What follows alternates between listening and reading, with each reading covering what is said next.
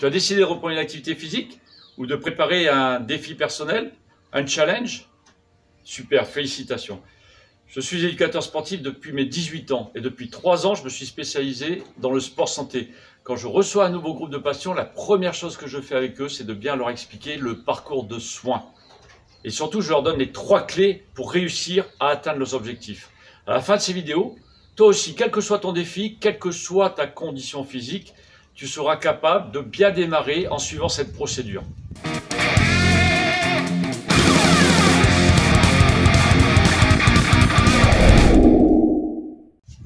Yawana!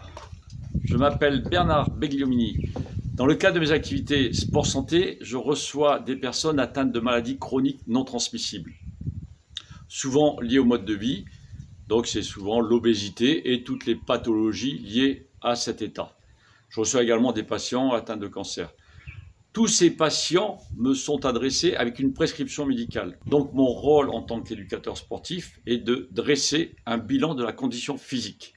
Donc pour cela, je vais évaluer l'endurance, la force, la souplesse, l'équilibre. Quelle que soit l'activité que l'on redémarre, la première chose à faire, c'est le bilan. Dans une prochaine vidéo, je vous montrerai comment évaluer vous-même votre condition physique avec des tests simples qui doivent être faciles à mettre en œuvre et reproductibles dans le temps.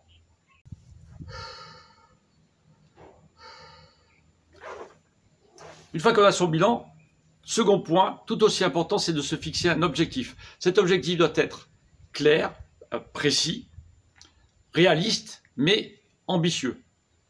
Alors ça peut être refaire 1 km de marche après une longue immobilisation, gravir tel sommet à pied ou en vélo, préparer cette balade qu'on voudrait bien partager avec ses petits-enfants, un défi, une course. Quel que soit ce défi, en tout cas, il faut un objectif. Donc on a un bilan, un objectif, et surtout, après, il faut fixer une date. Alors moi, sur les prescriptions médicales, je peux avoir des prescriptions de 1 mois, 3 mois, 6 mois, 12 mois. L'objectif étant la remise en forme. Alors, si l'objectif est lointain, il va falloir se fixer des objectifs intermédiaires. Donc on a un bilan, un objectif, une durée. Là, il va falloir planifier. Il va falloir fixer les jours. Mais au préalable, il va falloir analyser quelles pourraient être les contraintes familiales et professionnelles. Une fois que ça c'est fait, on va dire par exemple, dans le cadre de la remise en forme, les lundis, mercredis et vendredis. L'activité de 30 à 60 minutes de fitness, c'est-à-dire un peu de travail d'endurance, de renforcement musculaire, souplesse, équilibre, pour améliorer l'ensemble de ces facteurs. Alors, une fois qu'on a fixé ces jours, il faut vraiment s'y tenir. C'est pour ça que c'est important de bien analyser au préalable les contraintes. Les jours où il n'y a pas d'activité physique réelle en salle, ou chez soi d'ailleurs, il faut quand même faire 30 minutes de marche, de jardinage, etc. Enfin, bouger au moins 30 minutes par jour. Alors, est-ce que tout ça, ça suffit? Une fois qu'on a fait son bilan, ses objectifs, qu'on a fait son planning, est-ce que ça suffit? Eh bien non, parce que je ne vous ai pas encore délivré les 3 clés du succès.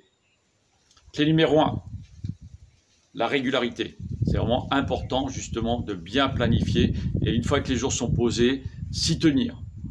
Clé numéro 2, la progressivité. La progressivité dans la durée de la séance, dans la technicité des exercices et dans l'intensité de l'effort.